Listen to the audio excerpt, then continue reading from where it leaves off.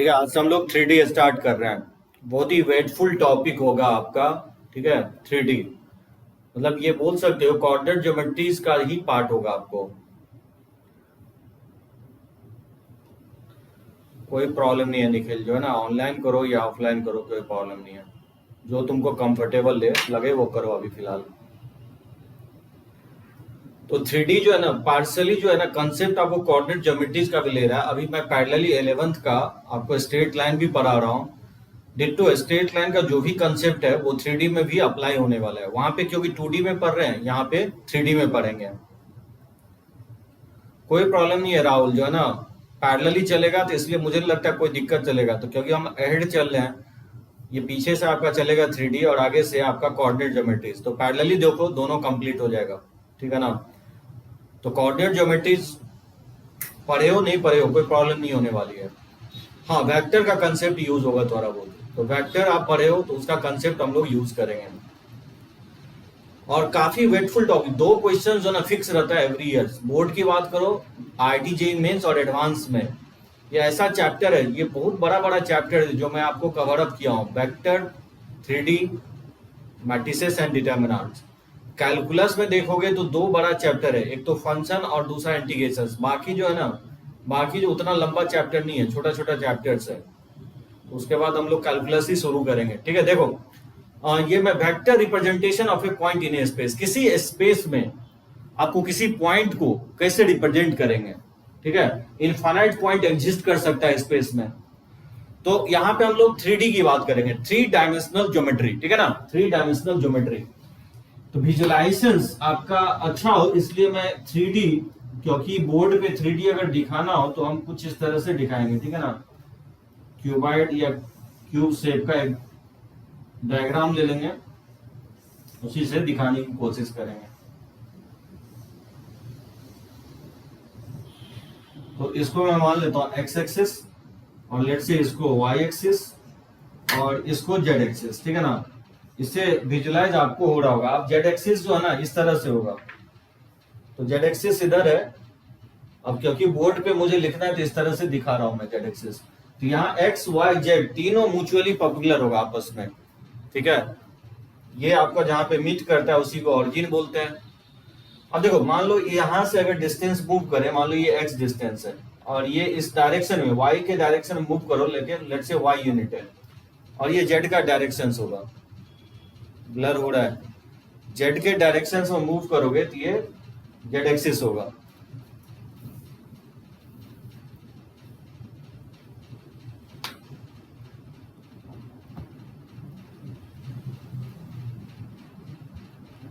Wait करो wait करो।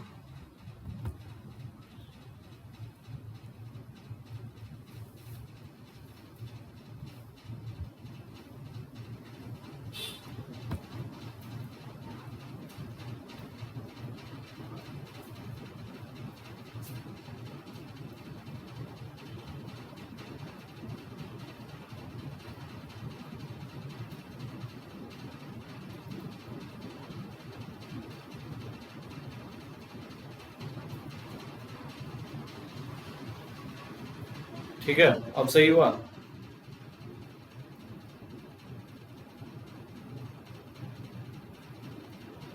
चलो ओके। देखो 3D में जो है ना, इसको मैं एक्स एक्सिस मान रहा हूं और इसको जेड एक्सिस और इसको, ठीक है, इसको वाई एक्सिस और इसको जेड एक्सिस। जेड एक्सिस इस पे है, ठीक है ना, एक्स वाई पे परपेंडिकुलर है, इस डायरेक्शन में है।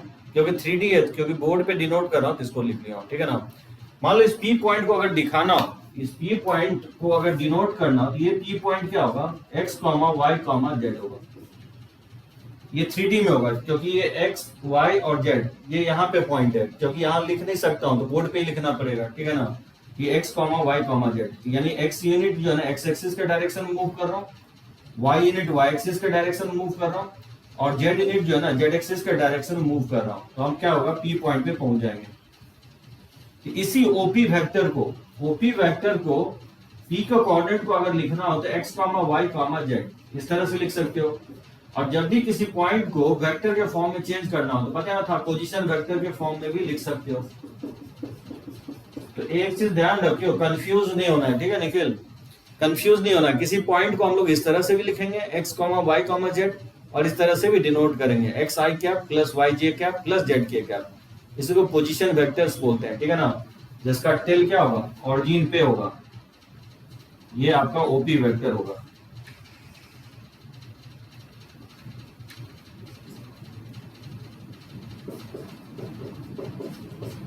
ये आपका ओपी वेक्टर होगा, पोजीशन वेक्टर, ठीक है ना। इसका अगर मैग्नीट्यूड निकालोगे ऑरिजिन से इस पी पॉइंट का डिस्टेंस, मैं पहले भी बताया हूं वेक्टर में, ये इक्वल होता है x square plus y square plus Z square. किसी पॉइंट का ऑरिजिन से अगर डिस्टेंस फाइंड आउट करना हो, ये वेक्टर फॉर्म में होगा, और इस तरह से भी लिखेंगे, तो दोनों तरीके से सही होगा, ठीक है ना। ट्रिपलेट के फॉर्म में भी लिखा जाएगा किसी पॉइंट को x comma y comma z, और इसको हम x i plus y j plus z k form में भी लिख सकते हैं।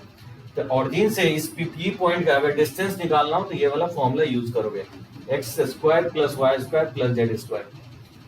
अच्छा एक बात बताओ, मैं अगर पूछूं कि distance of point P from x y plane, क्या लगता है ये क्या होना चाहिए?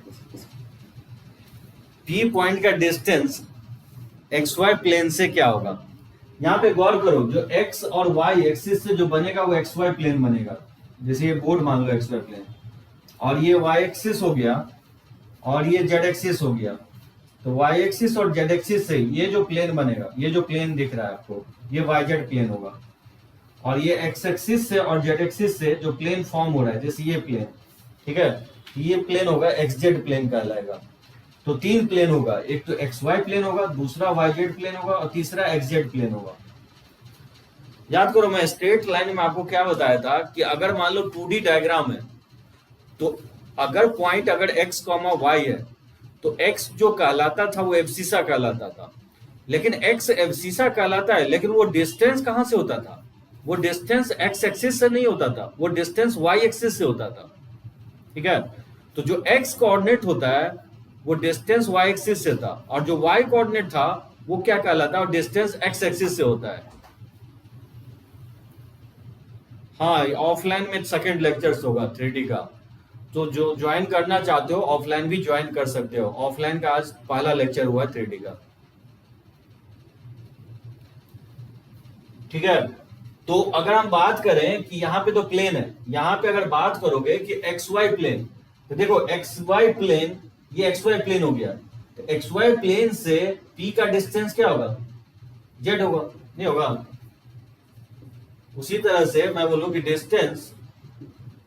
Distance of point P from y z plane, y z plane से पी का डिस्टेंस क्या होगा?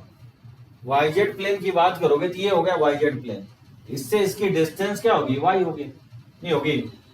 वाई जेड प्लेन से नहीं, इसकी डिस्टेंस एक्स होगी, सॉरी ये एक्स होगा।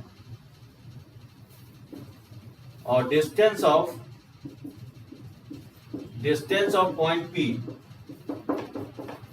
फ्रॉम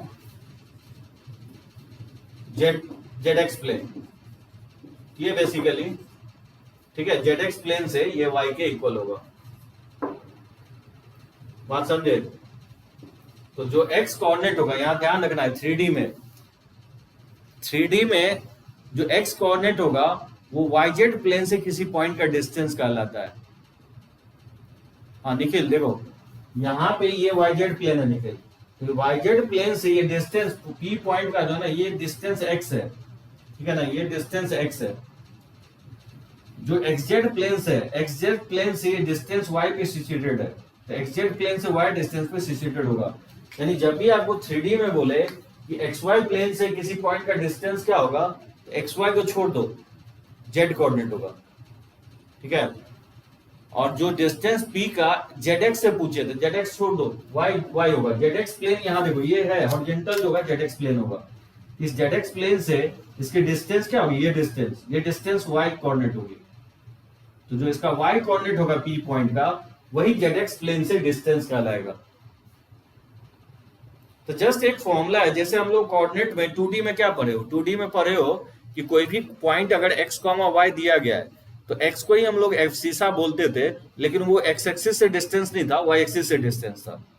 उसी तरह जो ऑर्डिनेट था y, वो बेसिकली x एक्सिस से डिस्टेंस था। अभी 3D में क्या याद रखना है कि अगर xy प्लेन से कोई बोले कि किसी पॉइंट का डिस्टेंस क्या होगा, तो z कोऑर्डिनेट होगा। तो z coordinate is the distance between xy plane and the point p, particular distance होगा। yz प्लेन से किसी पॉइंट का डिस्टेंस x कोऑर्डिनेट होगा, और zx प्लेन से किसी पॉइंट का डिस्टेंस जो है y कोऑर्डिनेट के इक्वल होगा। जैसे मान लो एक क्वेश्चन आपको दे देता हूं। अच्छा एक बात बताओ, xy प्लेन पे z कोऑर्डिनेट 0 होगा, सभी लोग एग्री हो? जो xy प्लेन है, जैसे ये बोर्ड है xy प्लेन, उस पे z कोऑर्डिनेट क्या होगा? 0 होगा। होगा कि नहीं? x और y कोऑर्डिनेट वैरी करेगा, लेकिन z कोऑर्डिनेट ऑलवेज 0 होगा। अगर yz प्लेन की बात करोगे तो yz प्लेन पे x कोऑर्डिनेट 0 होगा, ठीक है ना? yz प्लेन पे x कोऑर्डिनेट 0 होगा। और zx प्लेन की बात करोगे तो zx प्लेन पे ऑलवेज क्या होगा? y कोऑर्डिनेट क्या होगा? 0 होगा। जैसे मान लो एक क्वेश्चन लेता हूं, जैसे दे दो कि find the point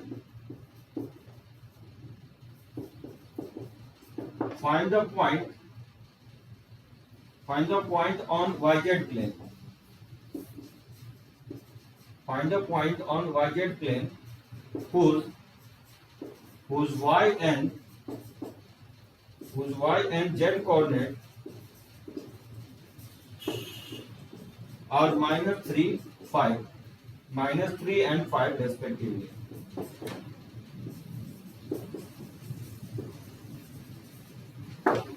Find the point on yz plane whose y and z coordinate are -3 and 5 respectively. तो वो पॉइंट क्या होगा? कौन बताएगा मुझे?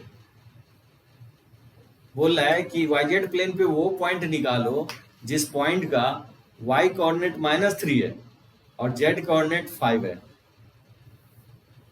तो क्या लगता है इसका आंसर होना चाहिए? वो पॉइंट क्या होगा? साहिल, निखिल। तो अभी जस्ट मैं कमेंट कर रहा था कि yz प्लेन पे x कोऑर्डिनेट क्या होता है? 0 होता है। हाँ साहिल, yz प्लेन पे x कोऑर्डिनेट 0 होता है, नहीं होता है? तो x कोऑर्डिनेट 0 ले लोगे और इसका y कोऑर्डिनेट मेंशन है -3 और y कोऑर्डिनेट है y कोऑर्डिनेट -3 और z कोऑर्डिनेट 5 है। ये 0 -3 5 हो जाएगा, नहीं होगा? x कोऑर्डिनेट 0 होगा ना? आगे चलकर मैं लिखवाऊंगा ये सब बातें, ठीक है? 0 -3 5 होगा। मुझे लगता है कोई प्रॉब्लम होना चाहिए इसमें। सर xy प्लेन पे याद रखोगे z कोऑर्डिनेट 0 होता है, xz प्लेन पे y कोऑर्डिनेट 0 होता है और yz प्लेन पे x 0 होगा, zx प्लेन पे y 0 होगा, ठीक है?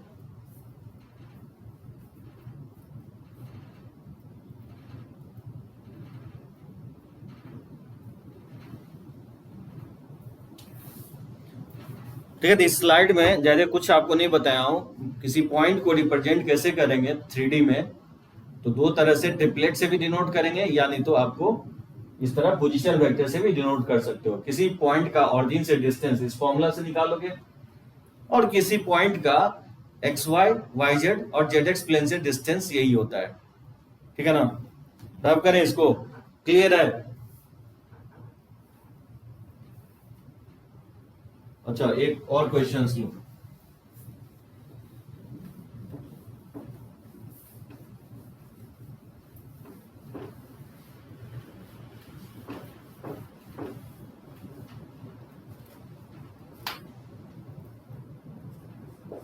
जैसे find the point on xy plane whose x and y coordinate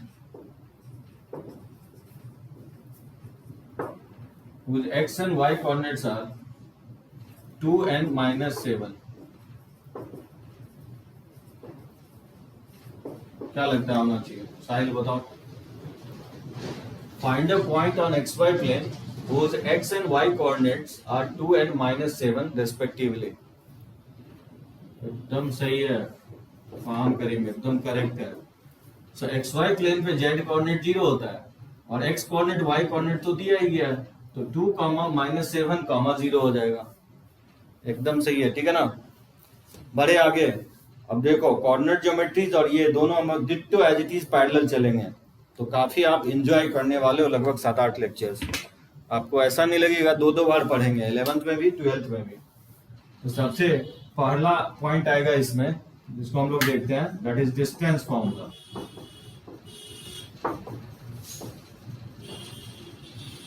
जो कि हम लोग इसमें भी देखें, स्ट्रेट लाइन में भी।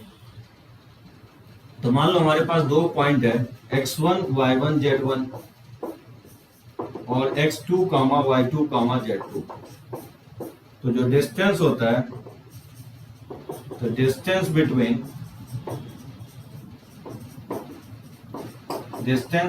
2 पॉइंट्स P एंड Q, ये इक्वल होता है under root of x1 minus x2 का whole square plus y1 minus y2 का whole square plus z1 minus z2 का होल स्क्वायर होता है। ठीक है ना। ये वाला 3D में ऐड हो जाएगा, 2D में ये पार्ट नहीं था। ये होगा डिस्टेंस फॉर्मूला किसी दो पॉइंट के बीच के।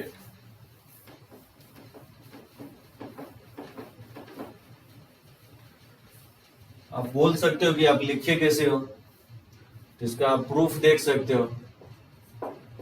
जैसे स्ट्रेट लाइन में तो हम किए ही प्रूफ। तो मान लो यही दो पॉइंट है, ये पॉइंट है x1 y1 z1 और ये पॉइंट Q है x2 y2 z2। तो ये OP वेक्टर होगा और ये आपका OQ वेक्टर होगा। ये PQ डिस्टेंस मुझे फाइंड आउट करना है। तो देखो OP वेक्टर क्या होगा, OP वेक्टर हो जाएगा x1 i cap y1 j cap और प्लस z1 k कैप हो जाएगा। उसी तरह से OQ वेक्टर हो जाएगा x2 i cap plus y2 j cap और प्लस z2 k कैप। अब यहाँ से देख सकते हो, ट्राइंगल लॉ लगा सकते हो, OP वेक्टर और plus PQ vector equal to OQ vector के इक्वल होगा ट्राइंगल लॉ से। नहीं होगा, ट्राइंगल लॉ वेक्टर में बताया OP वेक्टर plus PQ vector equal to resultant OQ vector के इक्वल होगा। यहाँ से PQ वेक्टर निकाल सकते हो।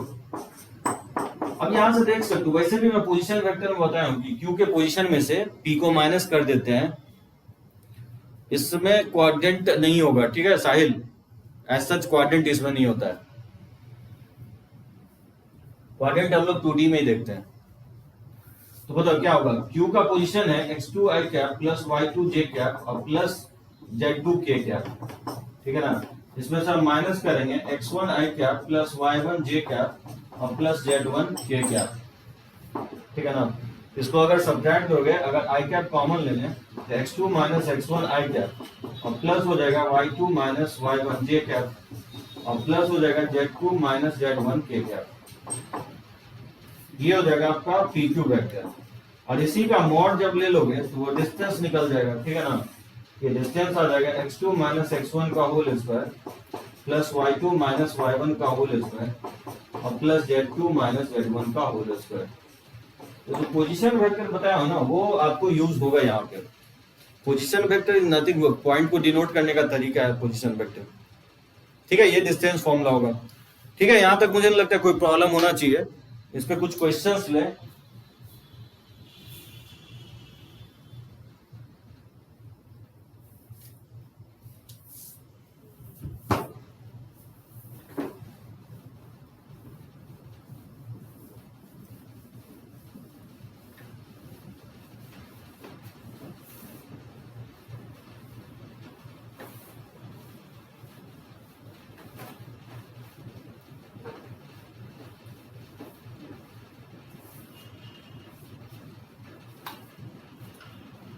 दूसरा पढ़ लो, क्वेश्चंस मैं लेता हूं, पहले देख लो सेक्शन फॉर्मूला।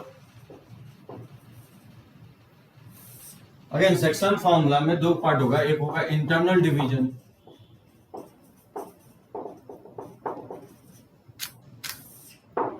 मान लो दो पॉइंट ले रहे हैं, that is a, let's say x1 y1 z1 और बी पॉइंट ले लेता हूं x2 y2 z2। तो दो पॉइंट ले लिया, दैट इज ए पॉइंट, इसको लेट से x1 y1 z1 और ये बी पॉइंट है, let's say x2 y2 z2 है, और लेट्स से एक पी पॉइंट ले लेता हूं जो m/n रेशियो में डिवाइड कर रहा है। So point P divides AB internally, ठीक है, internally in the ratio m/n। तो जब भी ये लैंग्वेज लिखा होगा इसका मतलब ये होगा कि AP अपॉन PV, ये रेशियो क्या है, m/n है, ठीक है ना। तो यहां से जब आप फाइंड आउट करोगे तो जो P का कोऑर्डिनेट होगा, ये P का कोऑर्डिनेट होगा सेक्शन फॉर्मूला, ठीक है, स्ट्रेट लाइन में भी देखे थे। तो n को क्या करोगे, क्रॉस मल्टीप्लाई करोगे, n को x1 से मल्टीप्लाई करोगे, उसी तरह से m को हम क्या करेंगे, x2 से मल्टीप्लाई करेंगे और अपॉन हो जाएगा n प्लस n। तो इसको मैं लिख सकता हूं n times of x1 plus m times of x2 upon n plus m। उसी तरह से सिमिलरली y कोऑर्डिनेट और z कोऑर्डिनेट में ही अप्लाई करोगे, तो ये n टाइम्स ऑफ y1 और plus m times of y2 upon हो जाएगा n प्लस m, और उसी तरह से n times of z1 plus m times of z2 upon, ठीक है, n प्लस m हो जाएगा।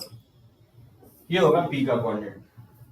सो हम लोग 2D प्लेन में सिर्फ x और y में अप्लाई कर रहे थे, यहाँ पे हम लोग z कोऑर्डिनेट में भी अप्लाई करेंगे, ठीक है ना। अगर मान लो p मिड पॉइंट है, if p is mid point of AB, तो उस केस में क्या होगा, m n के इक्वल होगा। तो उस केस में p कोऑर्डिनेट जो हो जाएगा वो x1 प्लस x2 बाय 2 हो जाएगा, और y1 प्लस y2 बाय 2, और ये z1 प्लस z2 बाय 2 हो जाएगा। इसी को हम लोग मिड पॉइंट सेक्शन फॉर्मूला भी बोल सकते हो। और उसके बाद एक दूसरा जो होगा एक्सटर्नल डिवीजन होगा,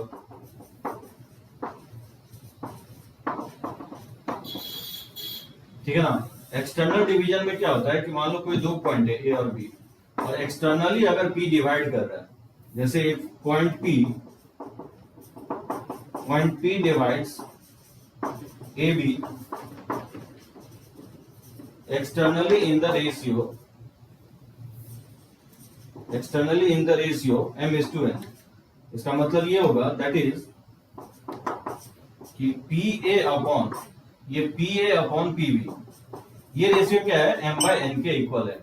तो मान लो ये x1 y1 z1 है और ये x2 y2 z2 है, और इसको डिवाइड कर रहे हैं m/n रेशियो में। तो यहाँ से P का जो कोऑर्डिनेट होगा वो वही रहेगा, सिर्फ बीच में माइनस साइन आ जाएगा, nx1 माइनस mx2 अपॉन, ठीक है, n माइनस m, और इस जगह ny1 minus my2 upon n minus m, और z कोऑर्डिनेट को अप्लाई करोगे तो nz1 minus mz2 upon n minus m। Ditto जैसे हम लोग स्ट्रेट लाइन में देखे हैं एज इट इज रहेगा, ठीक है। ये सब आप स्ट्रेट लाइन में भी देखे थे, सिर्फ अंतर इतना ही कि हम z कोऑर्डिनेट में भी अप्लाई कर रहे हैं। इसमें एक चीज ध्यान ये रखना है कि जब आप ए बी लिखते हो तो पॉइंट पी जो है ना बी के साइड होगा, और अगर बी ए लिखते हो तो पॉइंट पी जो होगा ए के साइड होगा। ड्रॉप फॉर्मूला पे कोई अंतर नहीं होगा, ठीक है ना। अप्लाई ऐसे ही करोगे, ऊपर नीचे दोनों जगह माइनस साइन लगाओगे। अगर यहाँ एन और एम लिखते हो तो नीचे भी एन और एम लिखोगे, या पहले मान लो ये सेकेंड टर्म को लिखते हो mx2 माइनस nx1 तो नीचे m माइनस n लिखोगे, ठीक है ना, क्योंकि रेशियो है। तो अगर सेकेंड टर्म को पहले लिखते हो और फर्स्ट टर्म को बाद में, तो नीचे भी वही होगा n माइनस m। सो अंतर ये होगा कि n into x1 m times of x2 minus n minus m। Blur हो रहा है आज, नेटवर्क का इशू हो रहा है क्या, केमिस्ट्री में भी प्रॉब्लम हो रहा था क्या?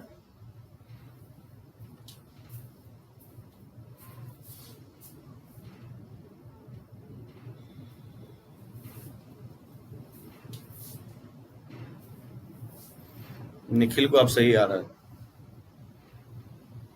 अच्छा, मतलब केमिस्ट्री तो ऐप में ही मेरे को लग रहा है प्रॉब्लम है, कभी कभी आता है ये इशू, ठीक है।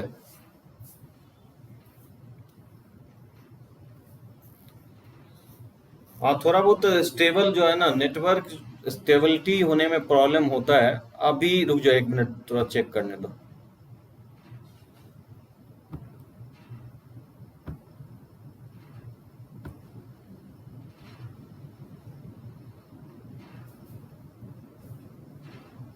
अब ठीक हुआ?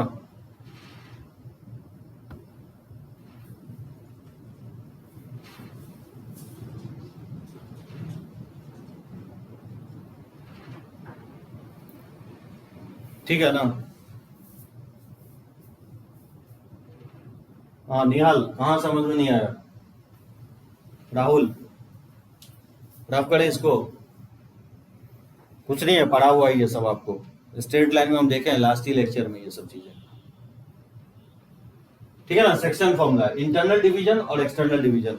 ज्यादातर फॉर्मूला आपका इंटरनल डिवीजन का ही फॉर्मूला यूज होगा और मिड पॉइंट का सेक्शन फॉर्मूला यूज होगा। ओके आयुष, चलो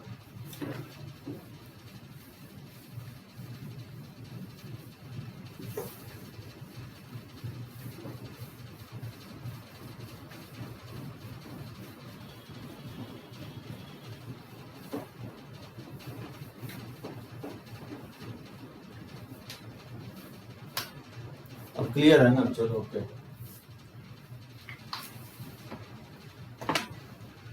देखो तीसरा पॉइंट, फिर से एक बार मैं इस डायग्राम को ड्रॉ कर रहा हूं।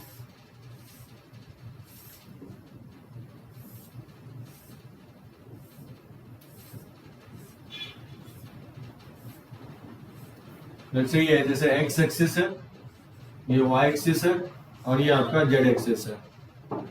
ठीक है, इस पी पॉइंट को मैंने दिया था आपको एक्स कामा वाई कामा जेड। ठीक है, ये एक्स था, ये वाई था और ये जेड कोऑर्डिनेट था।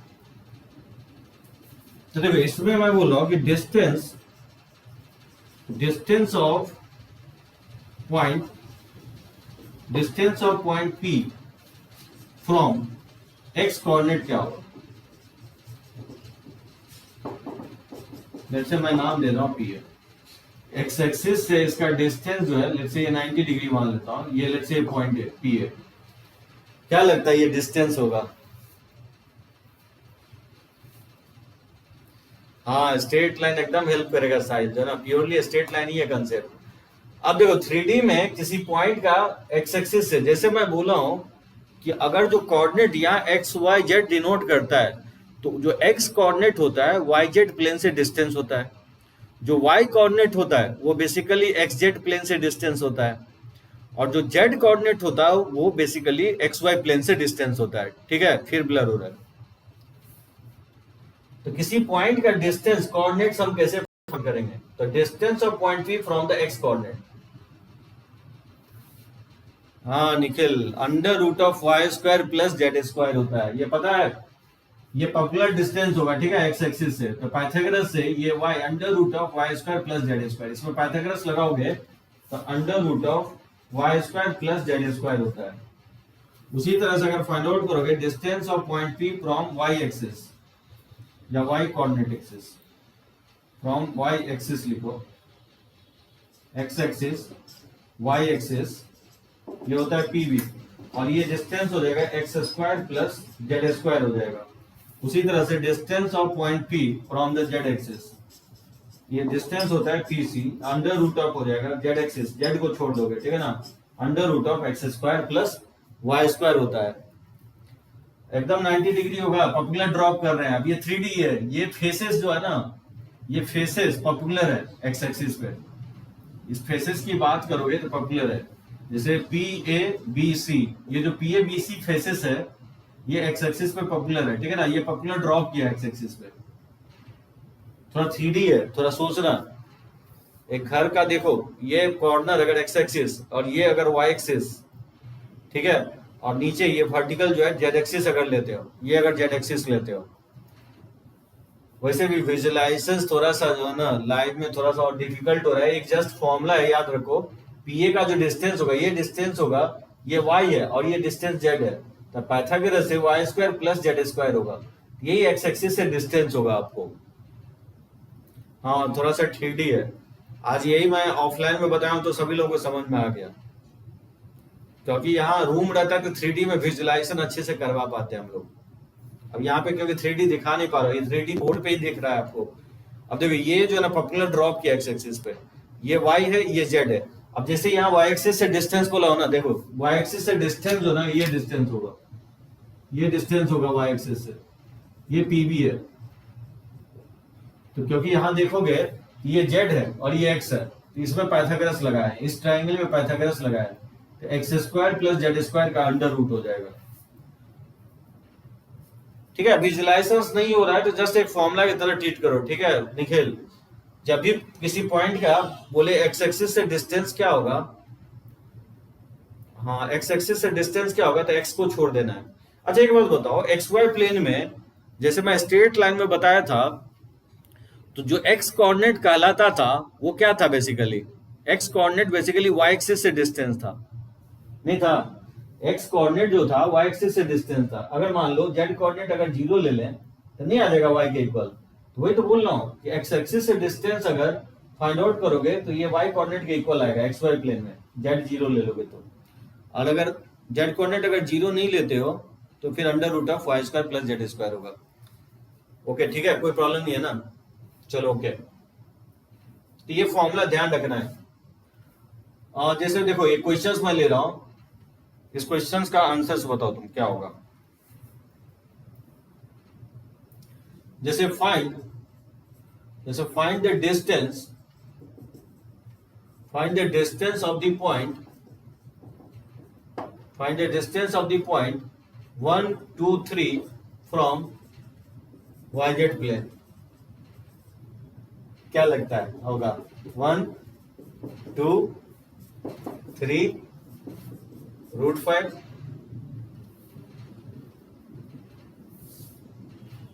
निहाल समझ में आ गया, चलो ओके गुड, वेरी गुड। हाँ एकदम साहिल एकदम पकड़ पा रहा है। वाईजेड प्लेन से ऑब्वियसली जो डिस्टेंस होता है वो एक्स कोऑर्डिनेट होता है, एकदम सही है। इसका आंसर ए ऑप्शन होगा। अच्छा एक बात बताओ, यही क्वेश्चंस ले लूं कि find the distance of the point P from Y axis से डिस्टेंस क्या होगा, और वो ऑप्शन दे रहा हूं √5, बी ऑप्शन में दे रहा हूं √13, सी ऑप्शन में दे रहा हूं √10 और डी ऑप्शन में दे रहा हूं none. Find the distance of the point P1 2 3 from Y axis. Karim बोला सी ऑप्शन होगा √10। हाँ वाई एक्सिस से डिस्टेंस होता है, तो इसका आंसर क्या लिखोगे? डिस्टेंस एक्सिस से पूछ रहा हूं, the distance of P from Y axis ये इक्वल होता है, वाई को छोड़ देना है, x square plus Z square होता है। तो एक्स कोऑर्डिनेट इसका बेसिकली 1 है, 1 का स्क्वायर 1 ही होगा, और जेड कोऑर्डिनेट 9, तो ये √10 हो जाएगा। एकदम सही है, इसका आंसर जो है सी ऑप्शन होगा। बहुत प्रॉब्लम हो रहा है आज, दीक्षा को प्रॉब्लम हो रही है, तो √10 के इक्वल होगा।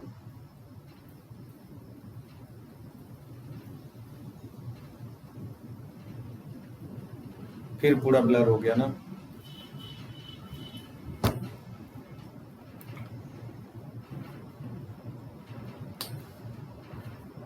चलो तब तक मैं ठीक लेता हूँ, देखता हूँ ठीक होता है कि नहीं।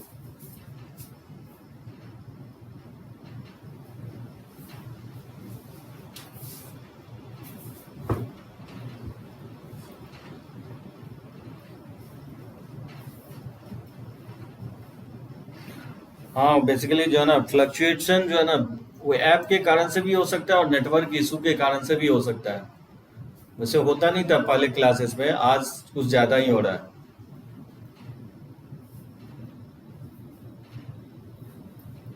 अब सही है ना? एक बार पॉइंट आउट करो इस स्लाइड में कहां पे नहीं समझ में आया दीक्षा? और कुछ सर्वर में ही प्रॉब्लम हो रहा है, इसको रब करें, कोई दिक्कत नहीं है ना? ध्यान रखो जस्ट एक फॉर्मूला है, एक्स एक्सिस से डिस्टेंस एक्स को छोड़ दोगे, y square plus Z square का अंडर रूट, वाई एक्सिस से अगर डिस्टेंस पूछते हैं वाई को छोड़ दोगे under root of x square plus Z square, और जेड एक्सिस से डिस्टेंस पूछता है जेड को छोड़ करके under root of x square plus y square हो जाएगा।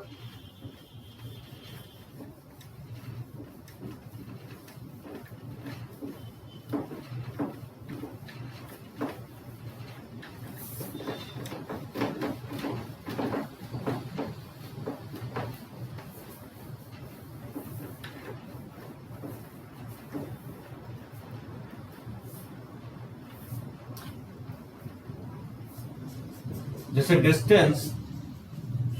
Distance of point P x, y, z from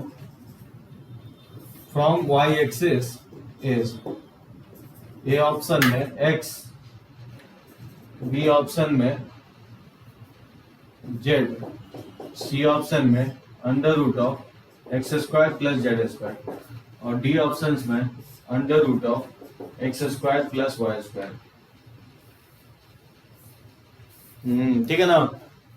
अब मुझे पकड़ लगता है, पकड़ लिया।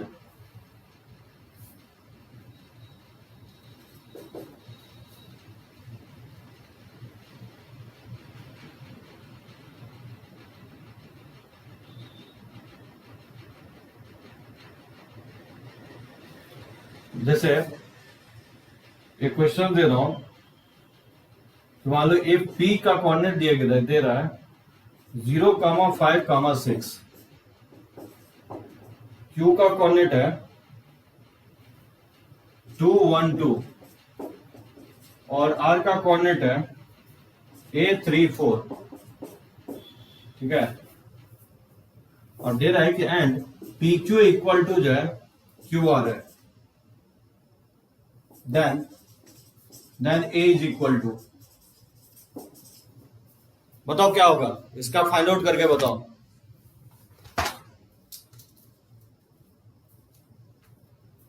हेलो,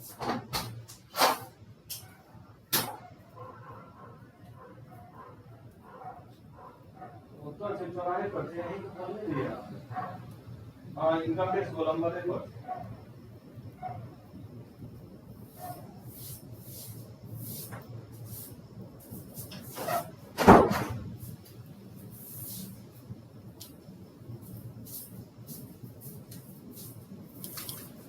जीरो कैसे होगा?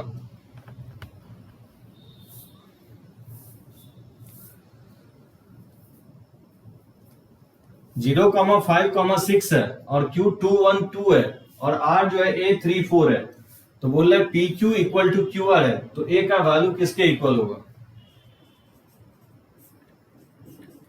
Obviously P Q equal to Q R करोगे तो पी क्यू क्या होगा? डिस्टेंस फॉर्मूला से पी क्यू हो जाएगा 0 - 2 का होल स्क्वायर अब प्लस, और ये हो जाएगा 5 - 1 का होल स्क्वायर अब प्लस 6 - 2 का होल स्क्वायर, और क्यू आर हो जाएगा 2 - a का होल स्क्वायर और प्लस 1 - 3 का होल स्क्वायर और प्लस हो जाएगा 2 - 4 का होल स्क्वायर। ठीक है ना। दोनों तरफ अगर स्क्वायर कर दें, ये 4 हो जाएगा और ये 16 हो जाएगा, प्लस ये 16 हो जाएगा और ये 2 - a का होल स्क्वायर और प्लस ये 4 हो जाएगा और प्लस ये भी 4 होगा। यहां से 4 से 4 कट ही जाएगा, तो यहां से 2 - a का होल स्क्वायर 32 में 4 जाएगा तो 28 हो जाएगा। यहां से 2 - a या a - 2 का होल स्क्वायर ऐसे भी लिख सकते हो, कोई दिक्कत नहीं है, 28। इसका स्क्वायर रूट ले लें तो a - 2 equal two plus minus 2√7 हो जाएगा, 28 को लिख सकते हैं, तो a इक्वल टू 2 ± 2√7 होगा। याद करो, मैं ये क्वेश्चन स्ट्रेट लाइन में भी लिया था। सब लोग सेक्शन फॉर्मूला लगा रहा है, एकदम सेक्शन फॉर्मूला से नहीं बनेगा, डिस्टेंस फॉर्मूला लगाना है। एक बात बताओ तुम लोग कि ये कैसे तुम मान लिए कि P, Q और R, अगर मैं ये इसके इक्वल दे रहा हूं, पी क्यू और क्यू आर के इक्वल दे रहा हूं, दैट डजंट मीन कि क्यू मिड पॉइंट होगा पी आर के। अरे नहीं होगा, ये थोड़े बोला ये कोलिनियर है, ये कभी नहीं होगा। ये डायग्राम पी क्यू आर कभी कोलिनियर नहीं होगा। डायग्राम कुछ इस तरह से होगा, क्यू से पी का डिस्टेंस इक्वल है और एक आर इधर हो सकता है जिससे इसका डिस्टेंस इक्वल हो सकता है। जब तक कोलिनियर नहीं होगा, याद होगा मैं ये स्ट्रेट लाइन में भी ये क्वेश्चंस लिया था और सब लोग सेक्शन फॉर्मूला से बना दिया। तो सेक्शन फॉर्मूला अप्लाई नहीं करना है, ठीक है, डिस्टेंस फॉर्मूला यूज करोगे।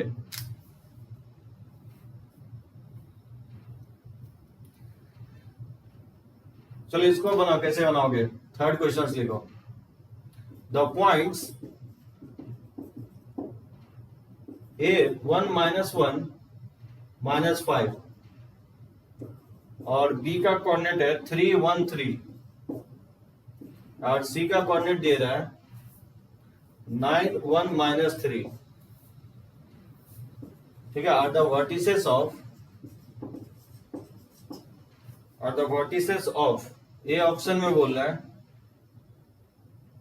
N equilateral triangle.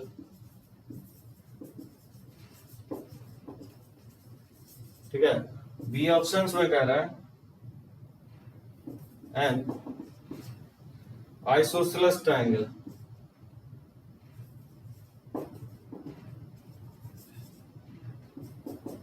C options में कह रहा है ए राइट एंगल ट्रायंगल।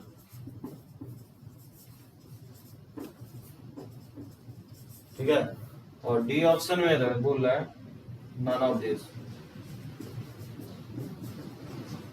तो इसको कैसे बनाओगे?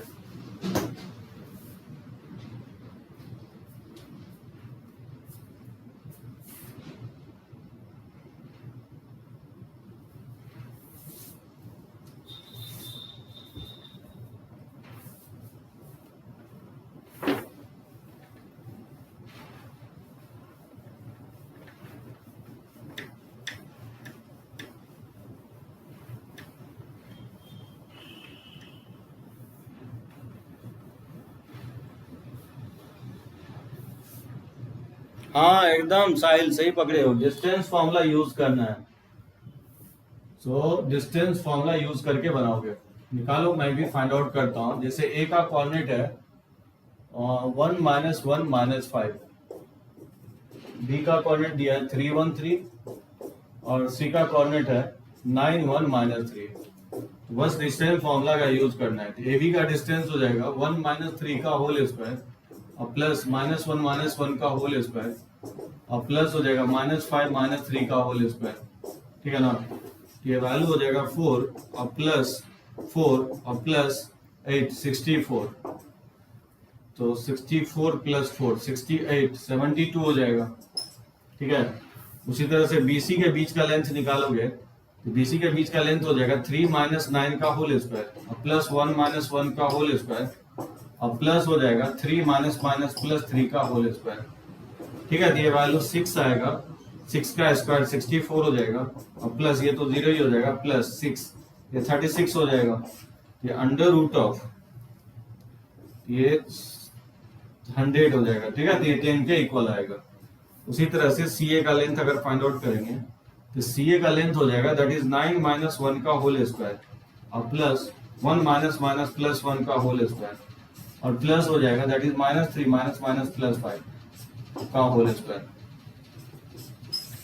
और डिस्टेंस फॉर्मूला में ये x1 x2 करो या x2 x1, उससे कोई फर्क नहीं पड़ेगा। ठीक है ना, ये 64 हो जाएगा और प्लस ये 2 4 हो जाएगा। ठीक है ना, और ये 2 4 हो जाएगा, ये भी आपको 64 72 हो जाएगा।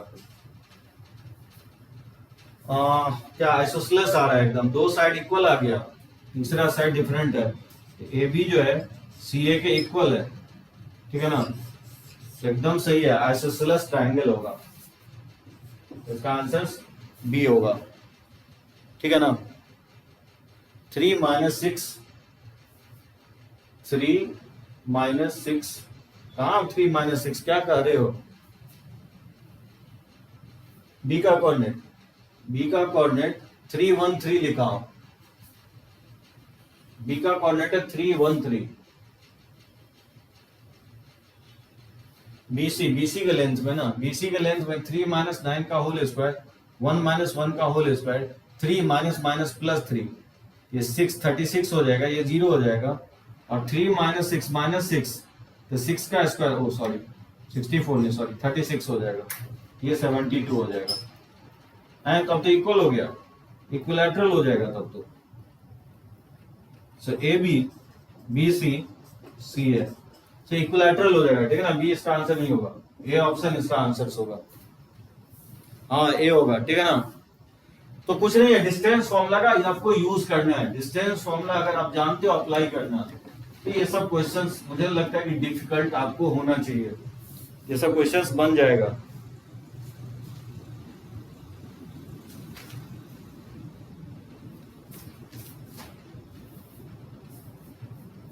ठीक है, कोई दिक्कत नहीं।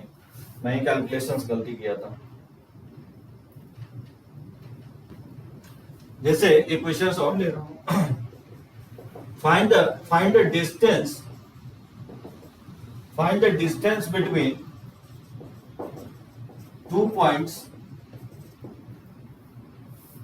1 2 -5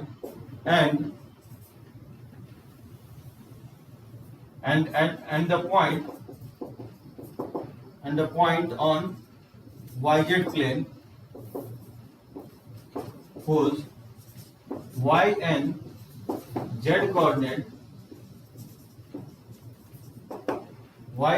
coordinates are 3 -1, 3 and -1.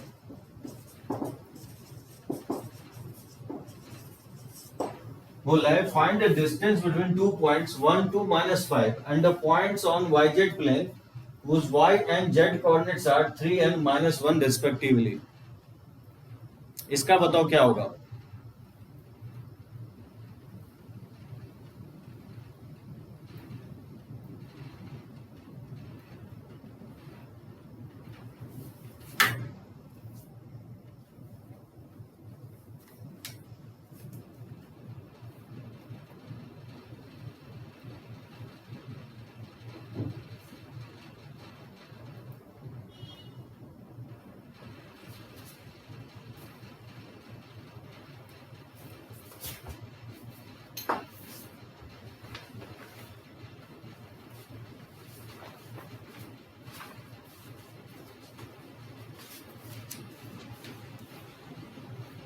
हाँ एकदम सही बोले हो। क्या करोगे?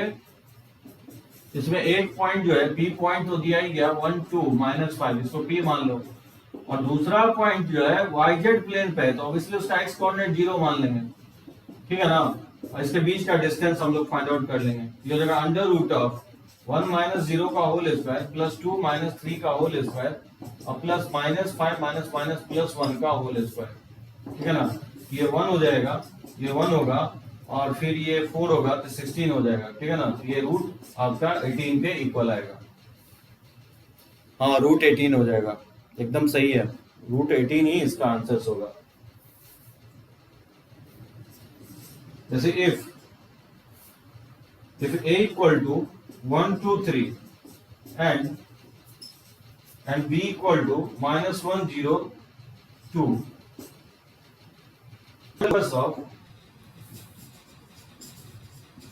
find the locus of P such that,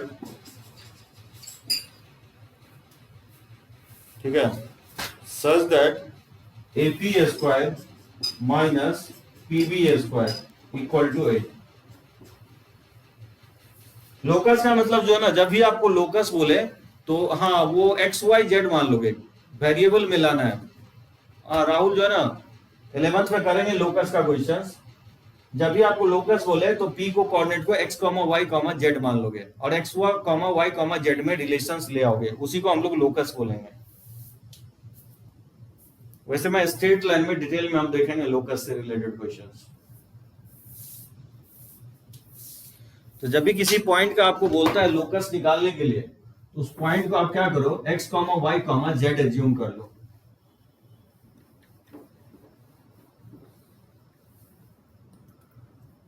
तो इस क्वेश्चंस में पी का कोऑर्डिनेट आप क्या करोगे, एक्स वाई जेड ले लो और ए का कोऑर्डिनेट दिया ही गया 1 2 3 और बी का कोऑर्डिनेट है आपको -1 0 2। तो यहां से फाइंड आउट कर लोगे AP square minus PB square जो ना 8 के इक्वल दिया है। तो एपी स्क्वायर क्या होगा, एपी स्क्वायर रूट हटा दोगे x - 1 का होल स्क्वायर और प्लस y - 2 का होल स्क्वायर और प्लस z - 3 का होल स्क्वायर और माइनस और पीबी स्क्वायर हो जाएगा, p को b से स्क्वायर करोगे तो ये हो जाएगा x + 1 का होल स्क्वायर और प्लस हो जाएगा y - 0 का होल स्क्वायर तो y स्क्वायर हो जाएगा और प्लस z - 2 का होल स्क्वायर, ठीक है। ये 8 के इक्वल कर देंगे। यहां से बोलो इसको लिख सकते हैं x² - 2x + 1 और इसको लिख सकते हैं y² - 2ab तो -4y + 4 हो जाएगा और ये जगह z² - b तो 6z + 9 हो जाएगा, ठीक है ना। और ब्रैकेट ये हो जाएगा x² + 2x + 1 और प्लस हो जाएगा y² और प्लस हो जाएगा Z square minus 4z plus 4। ठीक है, ये इक्वल दे रहा है आपको।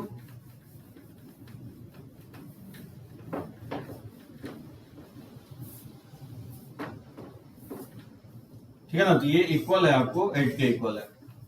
यहां से देखोगे माइनस साइन के साथ एक्स स्क्वायर से एक्स स्क्वायर, वाई स्क्वायर से वाई स्क्वायर कट जाएगा और जेड स्क्वायर से जेड स्क्वायर कैंसिल आउट हो जाएगा। तो माइनस 2x और ये माइनस माइनस 2x, ये हो जाएगा माइनस 4x। ठीक है ना, माइनस 4y और ये आपका माइनस 4y। ठीक है ना, इधर तो y है नहीं। और फिर यहाँ पे माइनस 6z और ये माइनस माइनस प्लस 6z, तो minus 6z plus 4z, minus 6z plus 4z। ठीक है, माइनस 2z हो जाएगा। और कांस्टेंट ऐड करोगे तो 1 प्लस 4 5, आप 5 प्लस 9 5 प्लस 9 13 हो जाएगा।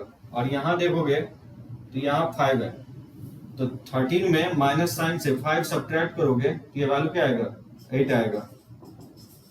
ठीक है ना, 9 प्लस 1 10 14 में 5 सब्ट्रैक्ट करोगे तो ये 9 आएगा। ये रहेगा minus 4x minus 4y minus 2z और प्लस 1 इक्वल टू 0। यही लोकस होगा। माइनस से अगर हम मल्टीप्लाई करते हैं तो 4x plus 4y plus 2z, ठीक है, माइनस 1 इक्वल टू 0।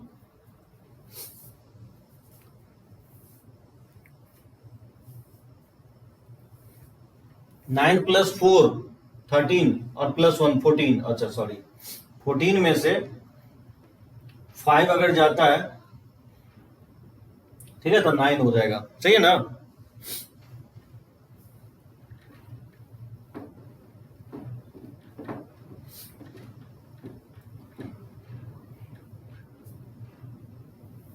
चलो इस पे मैं डीपीपी भेज देता हूं एक, ठीक है, 10-12 क्वेश्चंस का, इसको बनाओगे। आज थोड़ा सा प्रॉब्लम आ रहा है इसलिए इतना ही लेते हैं। नेक्स्ट क्लास में हम लोग डिटेल में आगे प्रोसीड करेंगे। जहां पे भी किसी को प्रॉब्लम हुआ हो तो मैं अभी जस्ट लिंक शेयर कर देता हूं, वो लिंक आप देख लोगे। ठीक है ना। साहिल, ऑफलाइन में भी कोई जुड़ना चाहो तो जुड़ सकते हो, कोई दिक्कत नहीं है। कल फर्स्ट लेक्चर आया कोनिक में, आज पहला लेक्चर हुआ नारायण में। तो चलो लेक्चर्स को हम लोग यहीं एंड कर रहे हैं।